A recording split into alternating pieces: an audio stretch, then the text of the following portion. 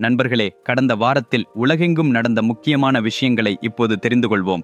Number 1, COVID-19 வந்தபோது உலகம் நிறைய இழந்தது. அதே சமயம் பல முக்கியமான பாடங்களையும் கற்றுக்கொண்டது. அந்த நேரத்தில் கற்றுக்கொண்டவைகளில் சிலவற்றை நாம் மறந்திருந்தாலும் இப்போதும் மீண்டும் அவற்றை நினைவில் கொள்ள வேண்டிய நேரம் வந்துவிட்டது. முக்கியமாக மாஸ்க் பயன்படுத்துவது, குறைந்தது 2 மீட்டர் தொலைவில் இருந்து கொள்ளுதல், உடல் இம்யூனிட்டி பெருக்கிக் கொள்ளுதல், கைகளை சுத்தமாக வைத்திருத்தல் போன்றவை முக்கியமானது. ஏனென்றால் கொரோனா மேலும் பரவத் தொடங்கியிருப்பதால் நாம் இதை மீண்டும் கடைபிடிக்க வேண்டும். சில மணி நேரங்களுக்குள் மட்டும் இந்தியாவில் 164 புதிய வழக்குகள் பதிவாகியுள்ளன. இது இந்தியாவுக்குள் மட்டுமில்லை, உலகமெங்கும் வேர்ல்ட் ஹெல்த் ஆர்கனைசேஷன் படி 23,200 வழக்குகள் பதிவாகியுள்ளன. இப்போதே நன்றாக முன்னெச்சரிக்கைகள் எடுக்காமல் இருந்தால் இது பெரிய பிரச்சனையாக மாறும்.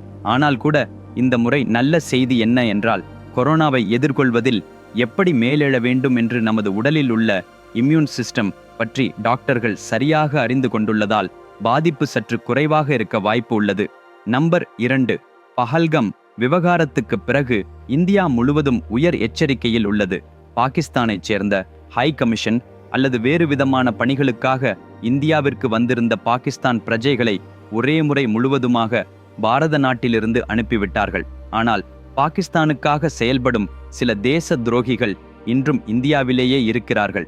முக்கியமாக உலகிலேயே விரைவாக வளர்ந்து கொண்டிருக்கும் நகரமான ஹைதராபாத்தில் இவர்கள் இருப்பதாக உளவுத்துறை தெரிவித்துள்ளது. இந்த செயல்பாட்டில் விசாரணை செய்யும்போது சிராஜ் ஊர் ரெஹ்மான் அண்ட் சைட் சமீர் என்கிற 2 பேருக்கு ஐசிஸ் உடன் தொடர்பு இருப்பது கண்டறியப்பட்டது. இவர்கள் இருவருக்கும் சவுதி அரேபியாவிலிருந்து வெடிகுண்டு தாக்குதல்களுக்கான வழிகாட்டல்கள் கிடைத்ததாக தெரிகிறது. இவர்கள் இருந்த இடத்தில் அதிக அளவில் ammonia, sulphur and aluminium powder போன்ற மிகப்பெரிய வெடிப்பு உண்டாக்கக்கூடிய பொருள்கள் பறிமுதல் செய்யப்பட்டன.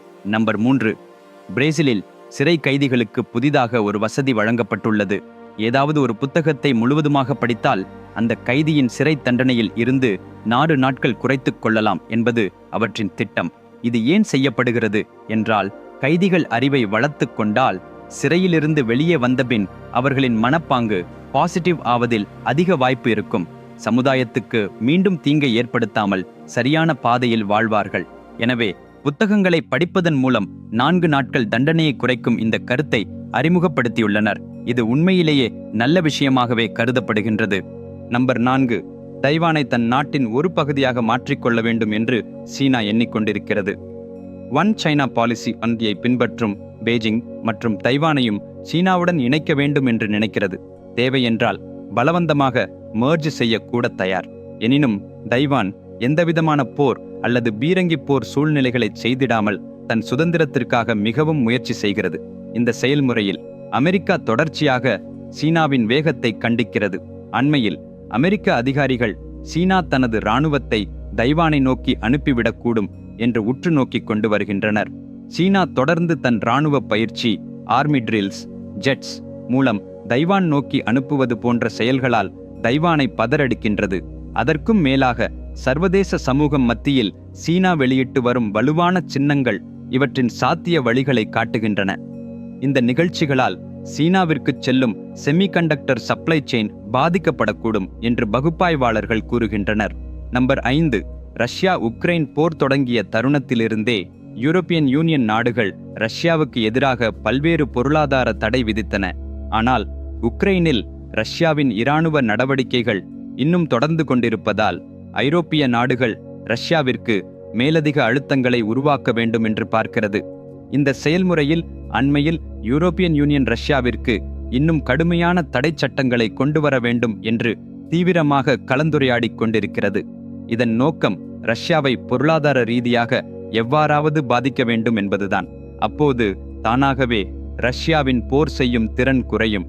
முதன்மையாக ரஷ்யாவிற்கு எண்ணெய் மற்றும் இயற்கை எரிவாயுகள் மூலம் வரும் வருமானத்தை தடுப்பதே சிறப்பாக கவனம் செலுத்தப்படுகிறது. ஏற்கனவே நடைமுறையில் உள்ள தடை சட்டங்களால் ரஷ்யா நிதி சிறிது பாதிப்படைய ஆரம்பித்திருக்கிறது. இருந்தாலும் இன்னும் ஆழமான சேதத்தை ஏற்படுத்த European union Russia central bank funds மீது கட்டுப்பாடுகள் போட்டுள்ளது. ரஷ்யா பொருளாதாரத்தை வளர்க்கும் சர்வதேச வியாபார நபர்கள் மற்றும் நிறுவனங்களின் பயணங்களை தடை செய்வது, ரஷ்யா சொத்துக்களை ஃப்ரீஸ் செய்வது போன்ற முடிவுகள் எடுக்கப்படுகின்றன. அதேபோல் ரஷ்யா மேம்பட்ட தொழில்நுட்பங்களை அட்வான்ஸ் டெக்னாலஜி ஏற்றுமதி செய்வதிலும் இந்த புதிய தடை சட்டங்கள் இருக்கலாம். இவ்வாறு பல நாடுகளும் ஒன்றுபட்டு ரஷ்யாவை தனிமைப்படுத்தினால் அதன் விளைவாக ஐரோப்பிய நாடுகளுக்கும் பாதிப்பு வரலாம். ஏனென்றால் ரஷ்யாவிலிருந்து வரும் எண்ணெய் மீது அவர்களுக்கு சார்ந்திருக்க வேண்டும். ஆயினும் கூட சுமார் 30 நாடுகள் யுக்ரைனுக்கு ஆதரவாக இருப்பதனால் ரஷ்யாவை தனிமைப்படுத்தும் இந்த முடிவுகளை எடுக்க வேண்டிய கட்டாயத்தில் இருக்கிறது. ரஷ்யாவை தனிமைப்படுத்தினால் தான் போர் நின்றுவிடும் என்று யூரோப்பியன் யூனியன் கடுமையாக நம்புகிறது. ஃப்ரெண்ட்ஸ், ஒரு மிகச் சுவாரஸ்யமான கதையை படித்தால் என்ன ஆகும்? அது ஒருவரின் வாழ்வையே மாறச் செய்யக்கூடும் என்றால் நீங்கள் நம்புவீர்களா? ஒரு கதையை குழந்தைகளுக்கு படித்து காட்டினால் அவர்கள் வாழ்க்கைக்கு தேவைப்படும் நல்ல பண்புகள் அனைத்தும் பெறலாம் என்று நீங்கள் நம்புவீர்களா? உங்கள் வாழ்க்கையில நிறைய பிரச்சனைகள் இருந்தாலும் அல்லது வரப்போகிற பிரச்சனைகளுக்கான தீர்வுகள் கூட ஒரு கதையை படித்தால் கிடைக்கும் என்று நீங்கள் நம்புவீர்களா? ஆம், இது சாத்தியம். மனித வரலாற்றில் எப்போதும் சொல்லப்பட்ட மிக சிறந்த இதிகாசமான மகாபாரதம் மூலமாக மட்டுமே. இந்த கதையை எல்லா சூப்பர் ஹிட் திரைப்படங்களை விட 100 மடங்கு சிறப்பாக அனுபவிக்கலாம். இது ஒரு சவாலாகவும் இருக்கிறது. விக்ரமாதித்யாவின் பாணியில் எழுதப்பட்ட மொழியில் இருக்கும் மகாபாரதத்தின் முழு கதை 2 பாகங்களாக புத்தகம் மற்றும் இபுக் வடிவத்தில் அமேசான் மற்றும் 43 ஆன்லைன் ஸ்டோர்களில் கிடைக்கிறது. இந்த புத்தகம் உலகம் முழுவதும் 54 மொழிகளில் கிடைக்கிறது. இதன் லிங்குகளை கீழே உள்ள வீடியோ டிஸ்கிரிப்ஷனில் கொடுத்துள்ளேன். உடனே ஆர்டர் செய்யுங்கள்.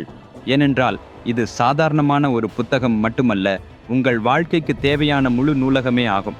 நம்பர் 6, குவாண்டம் பிசிக்ஸில் நீண்ட காலமாக தீர்க்க முடியாத பெரும் சோதனைகளில் ஒன்றாக உள்ளது குவாண்டம் கிராவிட்டி. ஐன்ஸ்டைனின் தியரி ஆஃப் ரிலேட்டிவிட்டி புவியீர்ப்பு சக்தியை விண்வெளியின் வளைவாக விவரிக்கிறது. ஆங்கிலத்தில் கர்வேச்சர் ஆஃப் ஸ்பேஸ் என்று சொல்லப்படுகிறது. ஆனால் குவாண்டம் மெக்கானிக்ஸ் விவரிக்கும் படி பிரைமரி செல்ஸ் பார்ட்டிகல்ஸ் எப்படி செயல்படுகின்றன என்பது வேறு விதம். இந்த 2 கொள்கைகளையும் ஒன்றாக இணைப்பது விஞ்ஞானிகளுக்கு மிகப்பெரிய சவாலாக இருக்கிறது. இந்நிலையில் குவாண்டம் கிராவிட்டியை விளக்கும் ஒரு புதிய கொள்கை தியரி ஒன்று கண்டுபிடிக்கப்பட்டதாக விஞ்ஞானிகள் அறிவித்து உள்ளனர். இந்த கொள்கை டைம் அண்ட் ஸ்பேஸ் மிகவும் சிறிய அளவில் கிராவிட்டி எப்படி செயல்படுகிறது என்பதை விளக்குவதில் புதிய வழிகளை முன்வைக்கிறது. இது ஒரு வகையில் தியரி ஆஃப் எவ்ரிதிங் என்ற மிகப்பெரிய இலக்கிற்கான முக்கியமான படியாக இருக்கலாம். இப்புதிய பார்வை ஏற்கனவே இருக்கும் ஸ்ட்ரிங் தியரி அல்லது லூப் குவாண்டம் கிராவிட்டி போன்ற கோட்பாடுகளுக்கு மாறாக இருக்கக்கூடும். இதன் மூலம் பிளாக் ஹோல்ஸ், பிக் பேங் போன்ற நிலையங்களில் கிராவிட்டி எப்படி வேலை செய்கிறது என்பதை நமக்கு புரிந்து கொள்ளுதல் எளிதாகும். Number 7, plastic pollution. உலகை உறுத்திக் கொண்டிருக்கும் மிகப்பெரிய சுற்றுச்சூழல் பிரச்சனைகளில் ஒன்று. பிளாஸ்டிக் வெஸ்ட் பரவிய போது அவை கண்களில் காட்டாத மைக்ரோ நானோ பிளாஸ்டிக்ஸாக உடைந்து போகின்றன.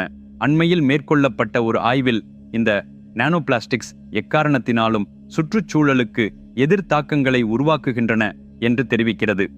இறுதியாக வெளியான இந்த ஆராய்ச்சியின்படி நானோ பிளாஸ்டிக் தான் இருக்கும் நீர் மற்றும் மண்ணில் உள்ள லீட், கேட்மியம் போன்ற ஹெவி மெட்டல்களை மிக திறம்பட கடத்தி விடுகின்றன. அதாவது மைக்ரோ பிளாஸ்டிக் துகள்கள் ஹெவி மெட்டல்ஸ் இணைத்துச் செல்வதில் சுலபமாக செயல்பட்டு அவற்றை நீர் மூலமாகவும் மண் ஊடாகவும் உணவு வழியாகவும் பரவச் செய்கின்றன. இதனால் பலவிதமான உடல் உபாதைகள் ஏற்பட வாய்ப்புள்ளது. இந்த கண்டுபிடிப்பால் நானோ பிளாஸ்டிக்குகள் தங்களுக்கென்றே மாசுபாடு உண்டாக்குவதை கூட விட்டு வைக்காமல் வேறு ஆபத்தான மாசுபாட்டு காரகங்களை சூழலுக்கு எடுத்துச் செல்லும் ஊடகமாகவும் செயல்படுகின்றன என்பது தெரிய வருகிறது. எனவே பிளாஸ்டிக்கை அரசாங்கம் தடை செய்கிறது மட்டும் போதாது. மக்கள் தானாகவே பிளாஸ்டிக் பயன்பாட்டை நிறுத்தவில்லை என்றால் அடுத்த 30 ஆண்டுகளில் பாதி பேர் கேன்சர் நோயாளிகளாக இருக்கலாம். Number 8, climate change.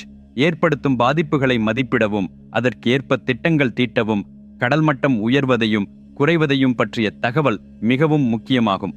மிகவும் மேம்பட்ட செயற்கைக்கோள்கள் மூலம் சேகரிக்கப்பட்ட புதிய தரவுகள் உலக அளவில் கடல் மட்ட உயர்வை பற்றிய அச்சுறுத்தும் தகவல்களை வெளியிட்டுள்ளது. இந்த செயற்கைக்கோள்கள் இதுவரை இருந்ததை விட மிக துல்லியமாக உலகம் முழுவதும் கடல் மட்டங்களில் ஏற்படும் நுணுக்கமான மாற்றங்களை கூட பதிவு செய்கின்றன. அந்த தகவல் படி அண்டார்டிகா மற்றும் கிரீன்லாண்டில் உறைந்திருக்கும் பனி உருகுதல் எதிர்பார்க்கப்பட்டதை விட வேகமாக உறைகிறது. அதனுடன் கடல் நீரின் வெப்பம் கூடுவதாலும் கடல் மட்டம் உயர்வதும் தெரியவந்துள்ளது. இந்த புதிய தரவுகள் எதிர்காலத்தில் கடலோர நகரங்கள் மற்றும் தீவுகளில் மிகவும் பெரிய தாக்கத்தை உண்டாக்கலாம் என்று தெரிவிக்கிறது.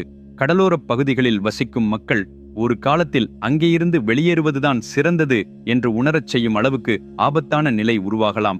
இப்பொழுதே இதை நேர்மையான திட்டங்கள் மற்றும் பாதுகாப்பு நடவடிக்கைகள் மூலம் சமாளிக்க வேண்டும் என்பதையே இந்த தரவு தெளிவாக உணர்த்துகிறது. நம்பர் 9, விவசாயத்துறையில் தொழில்நுட்பம் நாளுக்கு நாள் வேகமாக வளர்ச்சியடைந்து வருகிறது. குறிப்பாக ஆர்டிஃபிஷியல் இன்டெலிஜென்ஸ் பயன்படுத்துவது மிகப்பெரிய மாற்றங்களை உருவாக்குகிறது. அண்மையில் வெளியான தகவல்கள், ரிப்போர்ட்ஸ் இது பற்றி தெளிவாக கூறுகின்றன. எந்த ஒரு பயிர்க்கும் பிரச்சனை வந்தால் AI அதை உணர்ந்து அதற்கான தீர்வுகளை உடனே முன்வைக்கிறது. அவற்றை பின்பற்றி வந்தால் பயிர் தயாரிப்பு மிக அதிகமாக உயரும். இருக்கிற வளங்களை சிறப்பாக பயிர்க்கு எப்படி பயன்படுத்தலாம், விவசாய செலவுகளை எவ்வாறு குறைத்து அதிக இலாபத்துக்கு செல்லலாம் என்று AI மிகப்பெரிய புரிதலை தருகிறது. எடுத்துக்காட்டு, AI வைத்து இயக்கப்படும் ட்ரோன்கள் மற்றும் சென்சார்கள் பயிர்களின் ஆரோக்கியத்தை கண்காணிக்க உதவுகின்றன. பயிர்களில் உள்ள தொற்று போன்றவற்றை வளர்ச்சியின் ஆரம்ப காலத்திலேயே கண்டறிகிறது. அதோடு மண் ஆரோக்கியம், ஈரப்பத நிலை, வானிலையின் மாற்றங்கள் போன்ற தரவை அலசி AI உண்மையிலேயே எந்த பயிரை எந்த நேரத்தில் வைப்பது, எவ்வளவு தண்ணீர், எவ்வளவு உரம் பயன்படுத்துவது என்பதை முடிவெடுத்து தண்ணீர் வீணாவதை குறைத்து வேதிஸ்கமங்கள் கெமிக்கல்ஸ் பயன்பாட்டையும் குறைத்து சுற்றுச்சூழலுக்கும் நல்ல தூண்டுகோலாக இருக்கும். ஃபார்மிங் ரோபோட்ஸ் பயிர்களை நட்டல், வீட் ரிமூவல், அறுவடை செய்தல் போன்ற செயல்களை மனிதர்களை விட மேலான துல்லியத்துடன் செய்கின்றன. இதனால் மனித உழைப்பின் தேவையும் குறைகிறது. எதிர்காலத்தில் விவசாயம் முழுக்க முழுக்க தரவு, டேட்டா மற்றும் AI மீதிலேயே நாளுக்கு நாள் சார்ந்து இருக்கும் என வல்லுநர்கள் தெரிவிக்கிறார்கள். ஃப்ரெண்ட்ஸ், நாம மீண்டும் அடுத்த திங்கட்கிழமை மாலை 5 மணிக்கு சந்திக்கலாம். நான் எழுதிய மகாபாரத புத்தகத்தை இப்போதே ஆர்டர் செய்யுங்கள்.